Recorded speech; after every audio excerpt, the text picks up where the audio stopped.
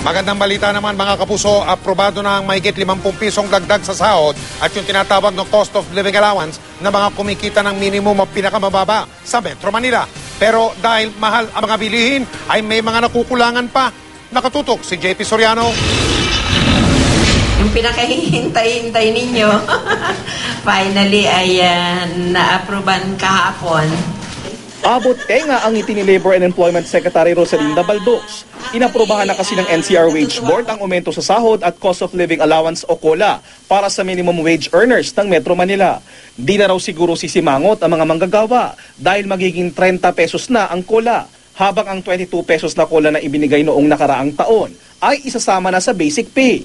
Ibig sabihin, mula 404 pesos, magiging 426 pesos na ang basic pay ng isang minimum wage earner.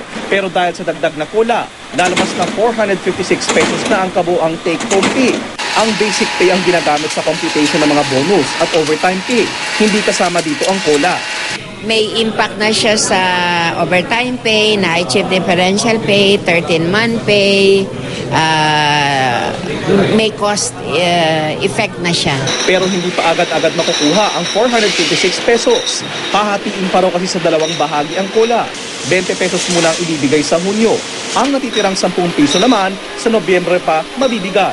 Assuming that a worker is working 26 days a month, so you multiply 26 by 20 and that would amount to 512 pesos increase for the first tranche. Now, when the second tranche will kick in, that will be an additional 260. So, a little less than 800 yung increase na na-grant natin. Ayon sa DOLE, inaprobahan ng dagdag COLA dahil di na raw makakasabay ang mga manggagawa sa tumataas na gastos sa basic commodities gaya ng pagkain, transportasyon at edukasyon. Ang janitress si Jessica natuwa sa balita. Masaya naman po kasi po makakatulong na po yan sa amin pang-araw-araw. Pero ang waiter na si Joby nakukulangan pa. Kulang sir kasi maraming tumaas na mga bilihin tapos ngayon mga pamasahe. Ganun. Sa amin, sa mga mahirap talagang kulang pa yun. Ganito rin ang sentimiento ng Trade Union Congress of the Philippines o TUCP. 90 pesos across the board wage hike sa NCR ang petisyon nila. Mag-i-integrate din lang naman, ba't hindi in-integrate yung 30 instead of 22? Sagot ng DOLE, dumaan sa masusing pag-aaral at konsultasyon ng wage increase. Kinonsulta rin daw nila ang labor groups at mga kumpanya.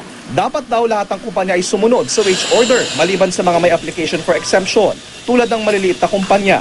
Pero pangamba ng TUCP, baka naman pati ang mga hindi naluluging kumpanya mag-isip ng paraan para makakuha ng exemption. Dapat gawin ng Department of Labor higpitan. Huwag naman nilang pagbigyan ng pagbigyan ang mga employers na nais humingi ng exemption. Tingnan mabuti, suriing mabuti. JP Soriano, nakatutok, 24 oras.